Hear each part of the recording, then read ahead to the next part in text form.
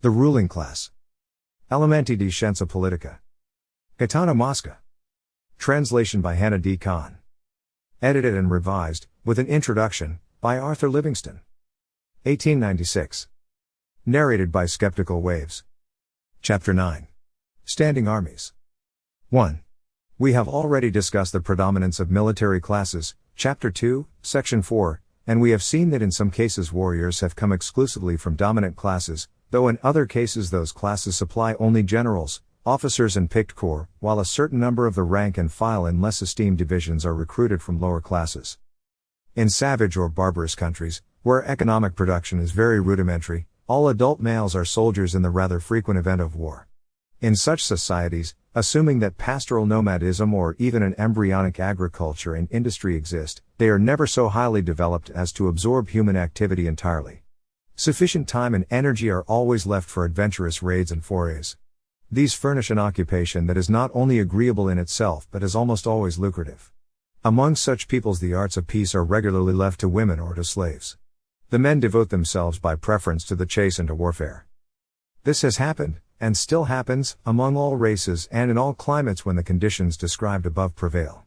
So lived the ancient Germans, the scythes of classical antiquity, the more recent Turkomans, and down to a few years ago the remnants of the modern American Indians.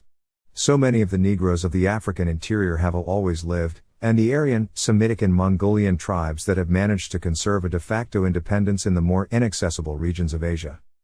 One factor favorable to the permanence of such a state of affairs is the existence of very small political organisms, a de facto autonomy on the part of each little tribe or village, which can make war a daily routine and thefts and reprisals between neighbors unending. In the long run, when even very barbarous tribes become subject to a regular government that prevents internal strife, they become peaceful. This was the case with the nomadic peoples of Asia, who were long subject to the Chinese government, and with the nomads living between the Volga and the Ural Mountains, who have long been under the Russian yoke. On the other hand, in the Germany and Italy of the Middle Ages, we see relatively civilized peoples clinging to warlike traditions because they were divided into fiefs and communes, among which the right of the mailed fist prevailed. Right as soon as great political organisms, however rudimentary and imperfect, come to be set up and, more especially, as soon as economic development has advanced somewhat and war ceases to be the most lucrative occupation, we find a special class devoting itself to the bearing of arms and making its living not so much by plundering its adversaries as by levying tribute in some form or other on the peaceful toilers of the country which it polices and defends.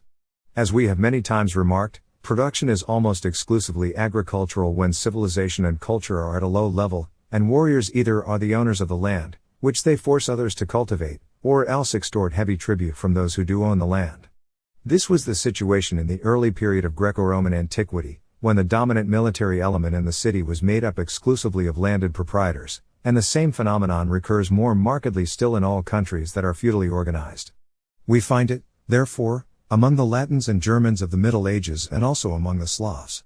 Among the Slavs, however, it was a much later development, since they abandoned nomadic life and entered upon a permanently agricultural period at a fairly recent date. We find it, also, at one period or another, in China, Japan, and India. In India it reappeared in full force during the epoch of decline and anarchy that followed the breakup of the empire of the Grand Mogul. Similar organizations may be traced in Turkey, Abyssinia, Afghanistan and in ancient Egypt in the periods of decadence that were interspersed among the various phases of that long-lived civilization.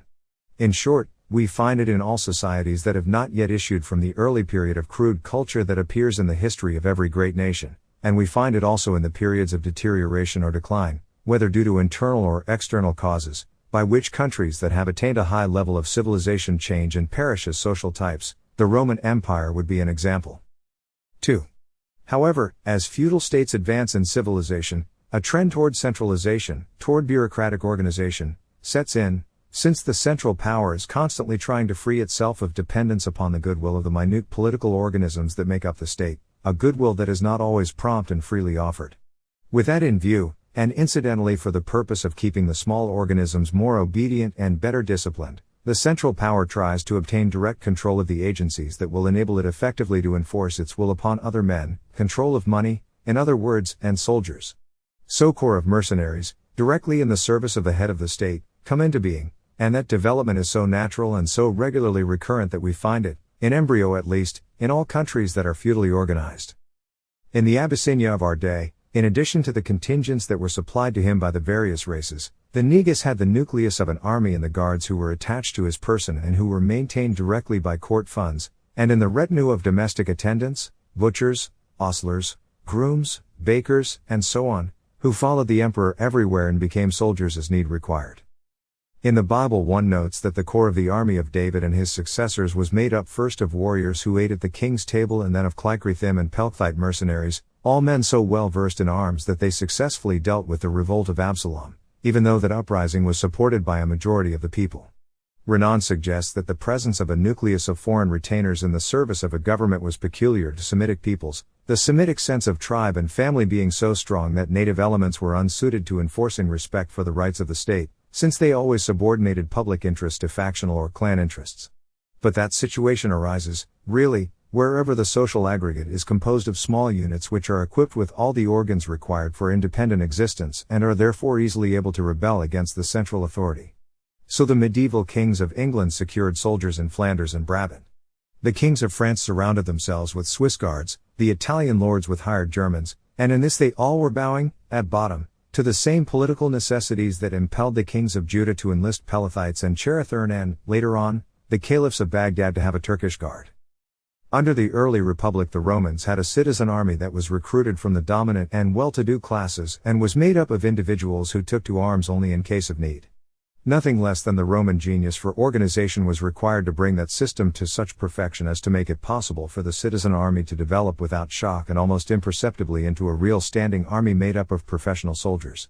That evolution, as is well known, began in the last century of the Republic and was already complete when the empire was founded.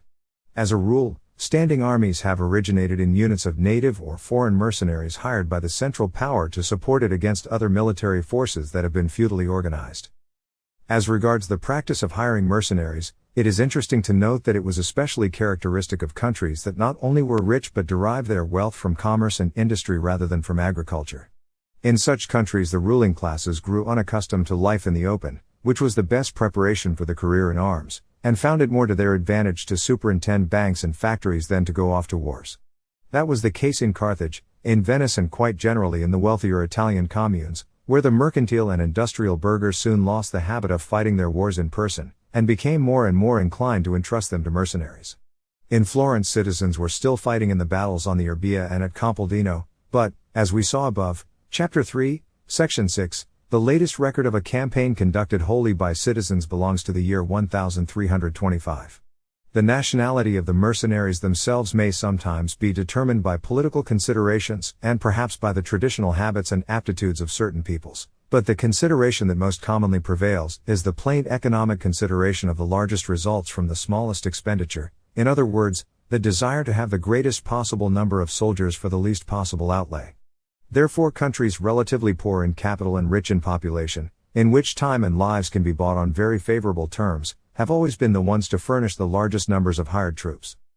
When the soldier's outfit was expensive and the style of fighting required a long apprenticeship, as was the case with the medieval knight and the Greek hoplite, the mercenary career was ordinarily adopted by younger sons, or unplaced members of good families, who by choice or of necessity went seeking their fortunes outside their native lands. Xenophon's 10,000 originated in that way. When equipment was cheap and no very long period of training was required, mercenaries were preferably sought in poor countries where manpower was plentiful and industry and capital were scarce. Down to very recently the volunteer English army was largely recruited from the poorer counties of Ireland. Machiavelli in his day noted how hard it was to raise mercenaries in the manufacturing cities in Germany. 2 centuries later Voltaire remarked that of all the Germans the Saxons were least given to enlisting as soldiers, Saxony being the most industrious region in Germany. In our day, even if the Swiss federal government were to allow it, very few Swiss, probably, would be available as mercenaries, since Switzerland has become a fairly wealthy country. For their part, the European governments that once depended on Switzerland for hired guards could now probably spend their money to greater advantage right at home. 3. Native or foreign, once regularly organized mercenaries have become the preponderant force in a country. They have normally tried to force their rule upon the rest of society. Like their feudal predecessors, they have regularly taken advantage of their monopoly in the bearing of arms to levy blackmail, to live as fatly as possible at the expense of the producing population and, especially, to reduce the supreme political power to dependence on their will. The more perfect their organization and the more complete the military disorganization of the rest of the country, the more far-reaching has the influence of mercenaries been. Pertinent examples suggest themselves. One thinks at once of the Praetorian Guards and the legions that toyed as they saw fit with the Roman Empire. But in general, whenever and wherever governments have built up standing armies in order to deal with feudal unruliness, or for other reasons, they have almost always found themselves at the mercy of those armies. As we saw above, Chapter 2, Section 4, in order to govern with greater absolutism and not be wholly dependent upon the contingents that were supplied by the boyars, Ivan IV of Russia organized the Strelitzes, a regularly paid force directly responsible to the sovereign.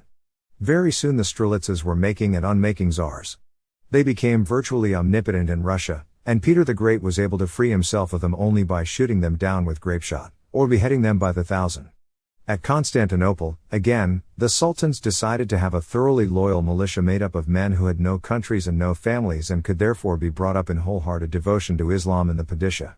Such a force, they thought, would march without scruple and as need required, not only against the infidel but against the sheiks in Arabia and Kurdistan, the begs in Albania and Bosnia, and the Khans of Turkestan and Tartary. So they filled their corps of Janissaries with young boys of Circassian, Greek and other Christian stocks, whom they bought or kidnapped from their families. But very soon the Janissaries became the real authority in the Osmanli Empire and were creating and deposing sultans. They strangled the unfortunate Selim III, who made a first move to curb their omnipotence, and in order to get the better of them the Sultan Mahmud II had to exterminate them almost to the last man. The sultans of Constantinople might have profited by the experience of the Abbasids of Baghdad, their predecessors in the Caliphate. The Abbasids, as far back as the 9th century, and perhaps earlier, had organized their Turkish Guard in order to have a loyal militia that would not be raising the standard of the Edomids or the Ormiads every other day, as their Arab troops had been in the habit of doing. By the time of Motasim, who was caliph between the years 833 and 842, the Turkish Guard had become omnipotent. Turkish mercenaries were doing very much as they pleased in Baghdad and committing all sorts of outrages. Motasim's successor, Wadhik by name, was deposed by the Turks and replaced by his brother Mutawakkil. Then in the space of 4 years, 866 to 870, the Turkish Guard made and unmade 3 other caliphs. The Caliph Motamid took advantage of the death of their general, one Musa, to break up their power somewhat. He scattered them along the frontiers of Khorasan and Jungaria, and counted every defeat they suffered there as a victory for himself. In a word, history teaches that the class that bears the lance or holds the musket regularly forces its rule upon the class that handles the spade or pushes the shuttle. As society advances, economic production absorbs larger and larger numbers of hands and brains, and civilized peoples come to regard the arts of peace as their customary occupations. Under these circumstances, to declare in principle that all citizens are soldiers, without providing for a sound military organization with a nucleus of generals and officers who are specialists in matters of war, means in practice that in the moment of peril there will be no soldiers at all, and that a populous country will be in danger of falling prey to a small army, national or foreign, if that army happens to be well trained and well organized. On the other hand, to entrust the bearing of arms exclusively to elements in a society that are temperamentally best suited to the military trade and voluntarily assume it, an altogether rational and obvious system which many peoples have in the past adopted, also has its numerous and serious drawbacks.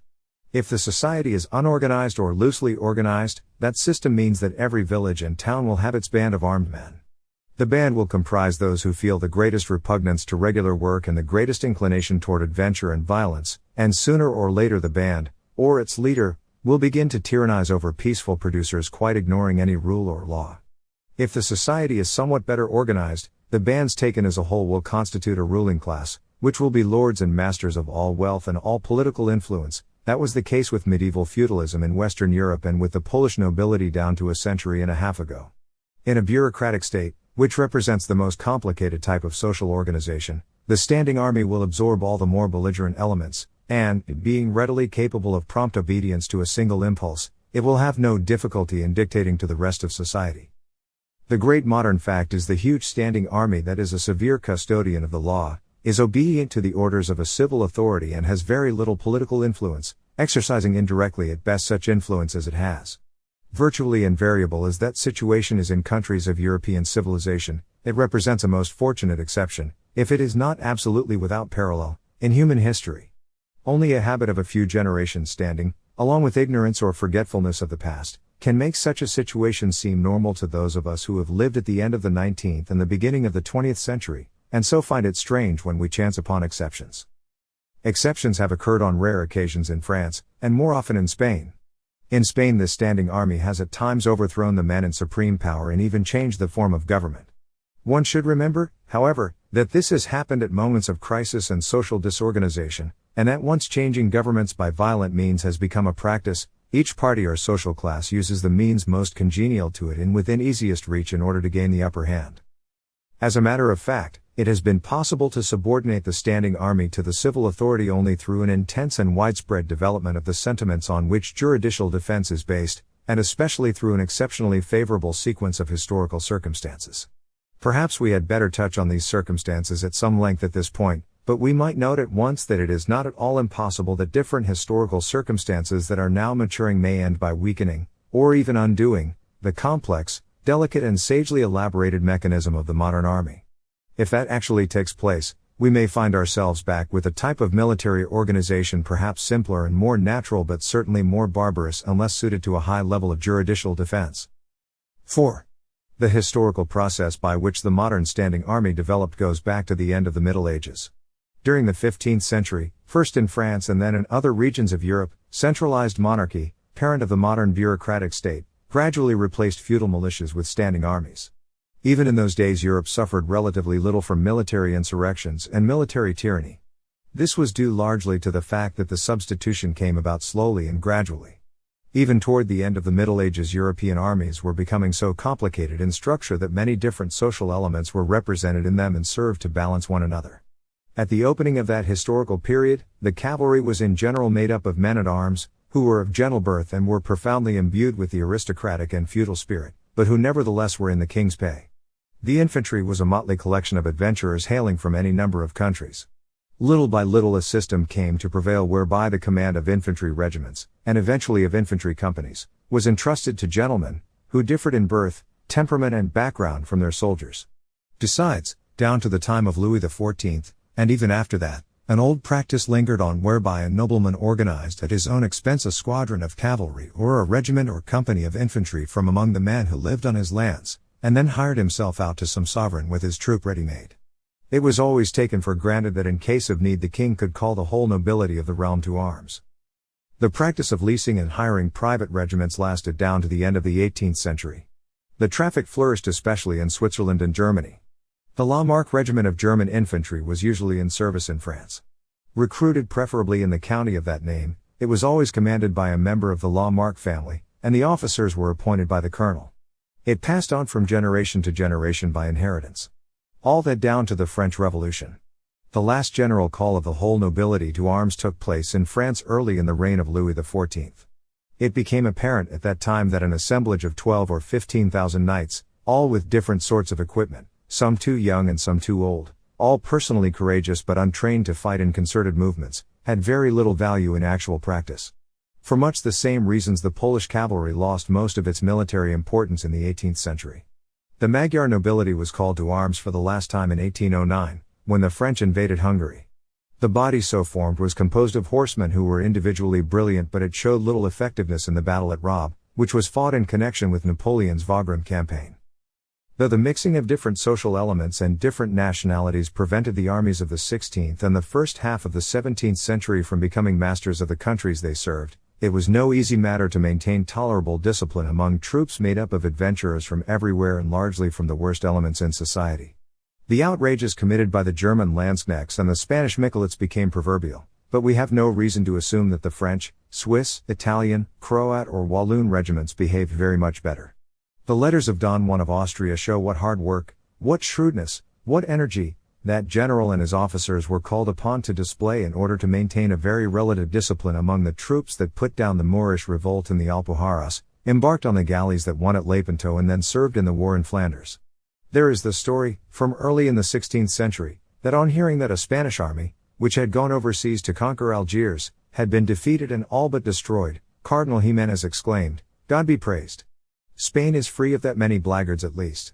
At the end of the same century, Among the unattainable desires that Cervantes ascribes to the priest and the apothecary in the village where the Caballero de la Mancha was born was a hope that the soldiers who were marching from the interior to the seaboard to embark for foreign lands would not sack the homes of the peasants, their countrymen, along the road. Well known are the feats of the troops of all the countries that fought in the famous 30 Years' War. One of the chief reasons for the aversion to standing armies that persisted so long in England was dread of the licentious ways of professional soldiers. In the reign of James II, an English regiment under Colonel Kirke returned home after some years of service in Tangiers. It became notorious for its rapes and robberies. The regimental banner bore a lamb as its device, and British humour dubbed the soldiers who belonged to it Kirke's lambs. In parts of Europe where medieval immunities and privileges survived down to modern times, the inhabitants of towns clung jealously to their right to man the walls and fortifications of their cities with local militiamen.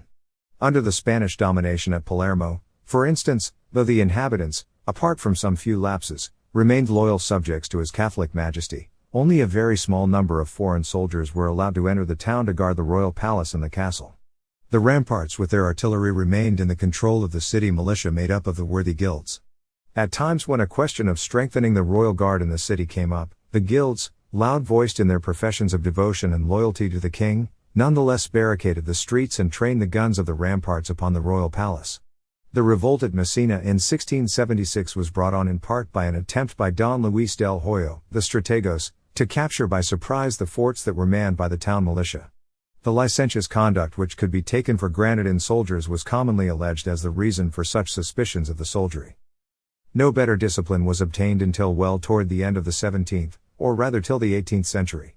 Then feudal and town militias disappear almost everywhere, and the era of real standing armies in the modern sense begins. During those periods the necessity of keeping many men in arms and the difficulty of paying wages large enough to attract volunteers brought on conscription in most countries on the European continent. That system meant that common soldiers no longer came from the adventurous and criminal classes but were recruited from among peasants and working men, who never thought of devoting their whole lives to military service but returned, after the few years required of them, to their ordinary occupations. The officers continued to belong to a totally different class. They more and more became a sort of bureaucratized nobility, combining the orderliness and conscientiousness of the civil service employee with the chivalrous spirit and the high sense of honor that were traditional in the Wellborn. Frederick II of Prussia in his time apologized for having been obliged during the 7 Years' War to make army officers of many men who were not of noble birth. He felt a certain dislike for this new type of officer because, he said, the man who was a gentleman by birth could offer greater moral and material guarantees. If he dishonored himself as an officer, he could not turn to some other pursuit, whereas the plebeian could always find some way to get along and was therefore less interested in scrupulously living up to the standards of his rank. The founder of Prussian power was an altogether unprejudiced individual. Such reasoning on his part shows that in Germany, as elsewhere, the growth of a class of people of superior education, yet not belonging to the nobility, is a relatively recent phenomenon. Only in England and the United States has the old system of recruiting volunteers, preferably from among the unemployable elements of the poorer classes of society, hung on, conscription being resorted to only in great crises, such as the American Civil War or the World War. In those two countries, however, and especially in the United States, standing armies have always been relatively small. In view of their geographical situation, defense against foreign foes can in large part be entrusted to a navy, while internal order is maintained partly by local militias and in larger part by strong and well-organized police forces. Class distinctions between officers and privates in the regular armies are, furthermore, much more rigorously stressed than is the case in armies on the continent of Europe. The result is that, in virtue of family connections and education, army officers retain close ties with the minority which by birth, culture and wealth stands at the peak of the social pyramid. The corps of English officers has always maintained a highly aristocratic character. The system of purchasing rankings held on in the English army down to 1870. In his English Constitution, Fischel justly notes that it is not the Mutiny Act that has kept the English army from becoming a tool for coups d'état, but the fact that English officers belong by birth and sentiment to the classes that down to a few years ago were most largely represented in Parliament. The United States has followed the English tradition in all this matter. In the Federal Army there is a great difference in class, as well as in rank, between the commissioned officer of lowest rank and the non-commissioned officer of highest rank. In fact, between them lies an abyss that may well be compared to the gulf that separates the Negro from the white in the United States, a country where distinctions of color are of far greater moment than elsewhere. 5. The American non-professional militia has so far proved to be a very mediocre practical value. Washington himself remarked that if he were compelled to declare under oath whether he considered the militia useful or the reverse, he would have no hesitation in replying that it was useless. American foreign wars have been fought almost exclusively by federal armies augmented by volunteer enlistments, and that was also the case in the Civil War. As regards internal disorders, one may at least wonder whether the American militia is more effective in quieting than in aggravating them. It has not been able to prevent the lynchings that are still frequent in the United States, and in dealing with strikes it has often dispersed or else come to terms. In any event, the American militia set the pattern for the European National Guard, and was in a sense the parent of it. Great importance was attached to civilian militias down to a century or more ago, mainly on account of the political role which they were supposedly destined to play. The idea underlying the National Guard was that it would provide an armed force free of blind, unreasoning military discipline and partisanship, which would serve to protect parliamentary institutions from encroachments by an executive power supported by a standing army. As far back as the French Revolution, Mirabeau pointed very soundly to the drawbacks of such a military body. It would, he thought, be likely to favor or suppress a revolt according to the mood it happened to be in at the moment, and so in a way come to function as an armed arbiter between constituted authority and revolution. In spite of that, when the French Charter was revised in 1830, a special article provided that the Charter and all the rights which it sanctifies shall continue to be entrusted to the patriotism and courage of the National Guard. When Garibaldi entered Naples to save the St. Elmo Castle, whence the royal troops had theretofore held the city under their guns, he had to promise that it would always be garrisoned by the Neapolitan National Guard. As regards France, to tell the truth, the National Guard did not always prove ineffective. In 1832 and 1834, and again in June 1848, fear of socialism inspired the peace-loving Parisian burghers with spurts of courage, and the National Guard helped the array to put down the rioting. But in February 1848, dissatisfied with the Guizot ministry, and not realizing that a revolution was going on, it was at first hostile to the array, then puzzled, then finally inert, and its conduct was the main cause of the fall of the July monarchy. It failed to prevent the coup d'état of December 2, 1851. In 1870 to 1871 socialist workers had been allowed to serve in its ranks. The elements of disorder therefore prevailed over the elements of order, and the citizen militia of Paris became the Praetorian Guard of the Commune. In our day, partly because the low efficiency and unsoundness of the institution are too well realized, and partly because by now every tradesman and shopkeeper has served for a time in the regular army and so has lost his enthusiasm for parades and uniforms, the National Guard has been abolished in all the great countries of Europe. The fact that the National Guard has lasted longest in Belgium, where the introduction of universal compulsory military service was also longest delayed, would lead one to suspect that the second of the reasons mentioned may not have been the less influential of the two. 6. On this matter of modern military organization in Europe and its relation to juridical defense, 2 further remarks will be in point. As we have seen, our modern armed forces comprise 2 classes of people, a class of officers, usually recruited from the politically dominant ranks of society, having a special education and training and beginning service at a fairly high rank, and another class made up of privates and petty officers, who find it hard to make their way into the higher ranks. Now absurdly conventional and arbitrary as this distinction may seem to be at first glance, it has always been more or less definitely present in all great and well-organized standing armies, whatever the period or country. It prevailed at certain periods in ancient Egypt. Papyri dating back to the dynasties that won greatest glory in arms speak of chariot officers and infantry officers who were educated in special military academies where they were introduced to all the hardships of army life. To enter such colleges one had to pay not money, which did not then exist, but slaves and horses.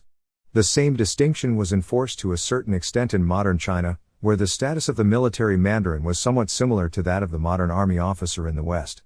The military mandarin had to pass an examination before the military authorities of his province. He then entered the militia of one of the 18 Chinese provinces with a relatively high rank. The examination was usually taken before the Chongkun, or chief, of the Tatar garrison, which was to be found, down to a few years ago, in all the strategic cities of China. After the civil wars of the middle of the 19th century, the various ranks of the military mandarinate came to have little importance, because they were often conferred so arbitrarily that a man who was discharged with a rather high rank in one province was often enrolled as a plain soldier in the next province, and vice versa. All the same, command of large bodies of soldiers was entrusted to governors of provinces and other civil mandarins of high rank, who won advancement only after a series of hard and thoroughgoing examinations. In China, it should be noted, as in ancient Rome, The higher civil posts were combined with high military posts. But the distinction in question was unusually strict in the Roman legions during the last centuries of the Republic and the first centuries of the Empire. There a line was sharply drawn between the ordinary and the so-called equestrian militias. A militiaman of the equestrian class began service as a contubernalis, today we would say aide-de-camp to the consul, or to the commander of a legion. This cadetship opened the way to the rank of military tribune and to the other higher ranks.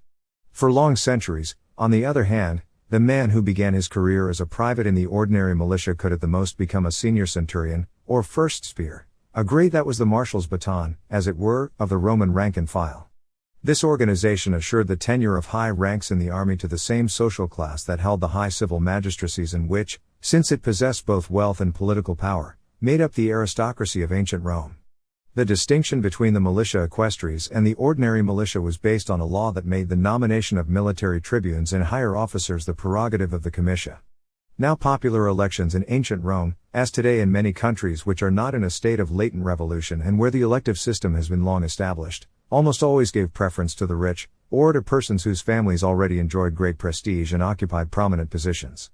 In the early centuries of the empire, the same organization held on. Tribunes and other higher army officers were still chosen from the more conspicuous Roman families. Little by little, however, the emperors began to excuse, first senators and then knights, from military service, fearing them as potential rivals. During the period of military anarchy that supervened in the 3rd century AD, the so-called era of the 30 tyrants, privates could become generals and even emperors. 7. Our other observation relates to one of the most widespread conceptions, or misconceptions, in the world, that military qualities are very unequally distributed among peoples, some being naturally timorous and cowardly, others daring and courageous. Of course, it could never be proved that there is no truth whatever in such notions. But beyond question, the more or less warlike habits of a people and the type and soundness of its military organization are the elements that contribute most, on the whole, to increasing its military prestige. In war, as in all dangerous occupations, a certain amount of experience is required if one is to face danger calmly and coolly. When that experience is lacking, it can be made up for only by those moments of frenzy that occur at rare intervals in the life of every people, or by a high sense of duty and honor that can be created and kept alive in a limited class of superior individuals by a special training. In civilized countries, where the great majority of people cannot devote themselves to bloody conflicts as a regular profession, one of the goals of military organization should be to keep distributed through the masses a small minority of individuals who are familiar with such conflicts and have been so prepared by the special training mentioned that they can dominate the plain soldier, exercise a decisive influence over him, and lead him to face dangers from which he would otherwise recoil. The World War showed that the soundness of an army depends very largely on the strength of the patriotic sentiments that have been instilled by long and careful education, both intellectual and moral, in individuals belonging to the ruling classes and in the masses. The organization in question may be more or less perfect, or even completely absent, and a ruling class may be familiar with the business of arms or, for one reason or another, completely shy of it. As one scans the history of civilized peoples, therefore, it is apparent that almost all of them have had their moments of military glory and their periods of material weakness.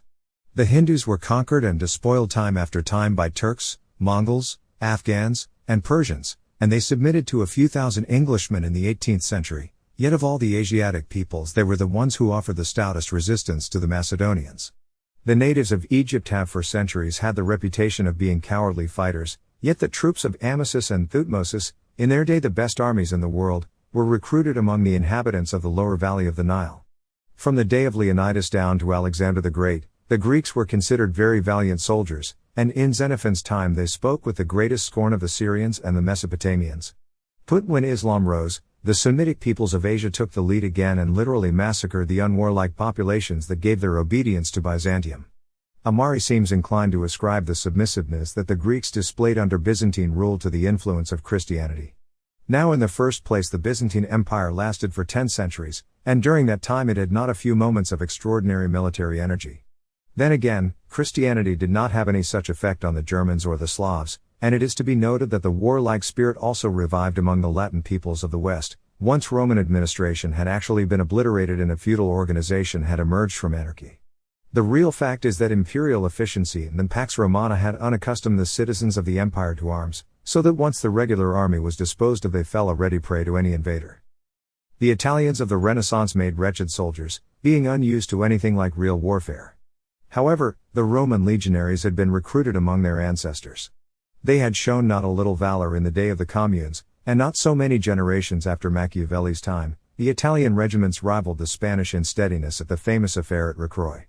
The Neapolitans owed the very special reputation for cowardice that they enjoyed in a day not long past rather to a lack of cohesion and moral unity, which they displayed on a number of occasions, than to any deficiency in personal courage. In Spain and Russia under Napoleon I, and on other occasions as well, Neapolitan troops gave a fairly good account of themselves. Preeminence in some special branch of warfare and in certain definite military qualities is a very ephemeral thing among the nations, everything depending on the civil and military organization of the country in question. Machiavelli judged the French cavalry the best in Europe, since, he said, the French nobility were wholly devoted to the military calling. The infantry of that same nation he considered very poor, because it was made up of the lowest rabble, and of artisans who were so overridden by the barons in everything they did that they could only be craven cowards. But, lo, the social and military organization changes, and the infantry becomes the backbone of the military power of modern France. Musa ben Nozir, the Arab general who conquered Spain, said, in one of his reports to his caliph, Walid I, that the Goths, by which he meant all the Spanish, were eagles on horseback, lions in their castles, weak women afoot. During the Peninsular War, Wellington deplored the unsteadiness of the Spanish infantry in the open field, whereas behind the battlements of Saragossa, Tarragona and other cities, the same infantry showed extraordinary valor and stubbornness. Now we must assume that at the time of the Arab invasion the cavalry was composed of nobles, who were well trained in arms. As was the case later on, in the day of Napoleon, the infantry was probably thrown together by mass conscription and could show its native courage only behind battlements or in fortresses, not having acquired as yet the courage that comes from long habituation to military life and from a well-selected personnel. That, beyond any doubt, was the main asset of the Spanish infantry of the late Renaissance, from the day of Ferdinand the Catholic down to the day of Philip IV. During that period the Spanish army was regarded as the best fighting force in all Europe. 8. In our day a reaction against large standing armies has set in. They are blamed for withdrawing hands from factory and field, for instilling vices in the young and for occasioning almost unbearable expenditures of public treasure. Such plaints come in the main, it is true, from social elements that have at all times most conspicuously exhibited an inclination to assert themselves and to impose their will on the rest of society by force, from those who spontaneously and by nature have the greatest taste for the bearing of arms, and who, perhaps unconsciously, find an obstacle to the full expression of their instincts in the present military organization of the peace-loving, producing masses. We allude to the subversive revolutionary elements of our time, who count among their number the boldest, most adventurous and most violent elements in modern societies. But it is nonetheless true that the very pressures that have led the different European nations to create the prevailing organization of standing armies are now tending so to broaden and extend the application of the principles on which modern armies are founded as to alter and denature their structure. First in the Napoleonic Wars and then, and more particularly, in the Franco-Prussian War of 1870, victory went to the nations that had equipped and mobilized the largest armies. Those experiences brought the system of compulsory military service to exaggerated extremes in almost all the continental countries of Europe, and we have now come to the point where people think that in case of need they can turn the whole able-bodied populations of states of 30, 40, 70 millions of inhabitants into armies. But to bring such an undertaking within range of the possible, it has been necessary to curtail terms of preliminary service, and that makes it doubtful whether conscripted recruits have time to acquire the habits and the special frame of mind which should distinguish the soldier from the rest of society, and which for technical and especially for political reasons must not be weakened beyond a certain point. Military expenditures for men, officers and armaments, which have to be renewed constantly, have enormously increased. It is becoming harder and harder to keep up with them, and public debts have piled up monstrously. This is one of the most serious afflictions of many modern countries, and under it some of the economically weaker nations are in danger eventually of succumbing. In the introduction to the 1884 edition of Das Volk in Waffen, the late General von der Goltz expresses a favorite idea of his, that in the military history of the nations one may detect the conflict and alternating triumph of two opposite military tendencies. A first tendency is to increase masses of combatants more and more, to conquer by sheer weight of numbers. That process goes on until huge masses of men are led to war. Such masses are hard to handle and are always inadequately drilled, so that they come to be conquered by small armies of well-drilled professional soldiers. So specialization in the military function becomes the second tendency, which in turn leads to a renewal of mass armings. General von der Goltz believed in the 80s that in Europe the trend toward increasing numbers of combatants had not yet reached its limit, and his prophecy was certainly valid for the World War. But the historical phenomenon which he stressed does not always unfold in regular rhythm. It at least undergoes exceptions and fluctuations, however clearly it may manifest itself in some few special cases. The Medo-Persians, according to the accounts of the Greek historians, succeeded in conquering all southwestern Asia by mobilizing enormous masses of men. The fact that Cyrus was able to keep a huge army under the colors for more than one season was the cause of the rapid decline of the kingdom of Lydia. Great units of armed men held the field for long periods of time, also, during the 2 sieges of Babylon that took place under Cyrus and under Darius, son of Hystaspes. Other great masses were mobilized in the expedition against the Cyclus and in the campaign of Xerxes. It was during the latter that the Persian military machine began to betray its defects. Because of the very fact that they belonged to a wide rambling state, the contingents from the various peoples who made up the Persian Empire came to lack the training required for unending wars. Gradually their military abilities declined. The army became a mere assemblage of disorganized mobs which could not withstand the onrush of the Greek hoplites. These were few in number, but they were thoroughly trained, heavily armed and skilled in fighting in mass formations. Certainly in its process of expansion the modern military machine has become more and more complicated, more and more delicately adjusted.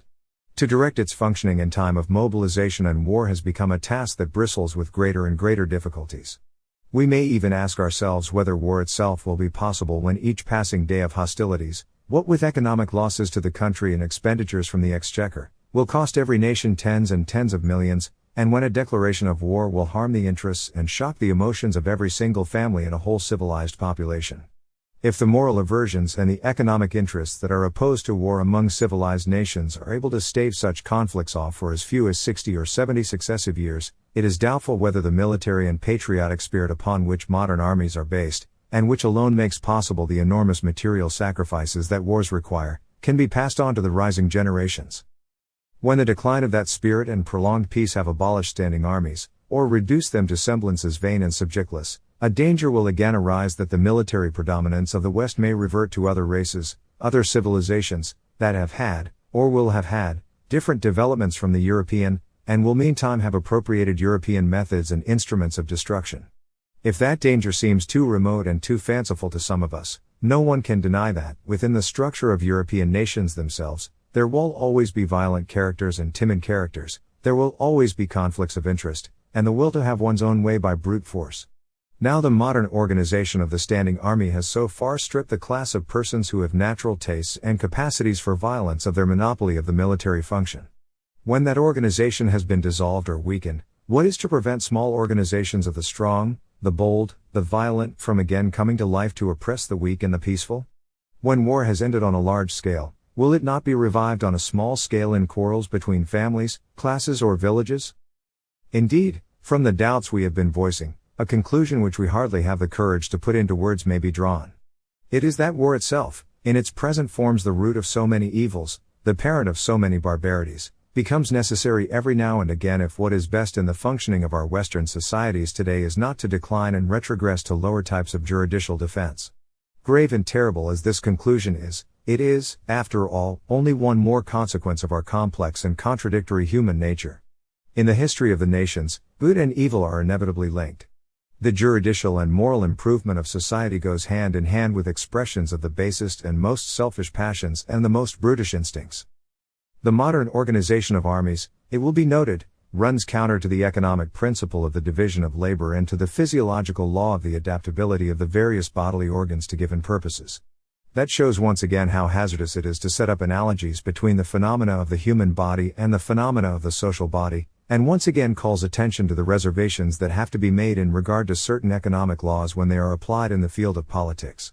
If the principle of the division of labor were to be too rigorously followed in the political field, it would easily upset all juridical balance, for the whole of a society would become subject to the group that exercises not the highest function from the intellectual or moral standpoint but the most indispensable function, the function that most readily enables some men to force their will upon others, the military function, in other words.